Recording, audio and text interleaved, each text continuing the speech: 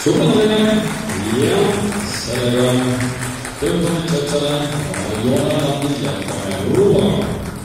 Ja Ruba esimene vahetus on paari numbritega 40, 43, 46 ja 47.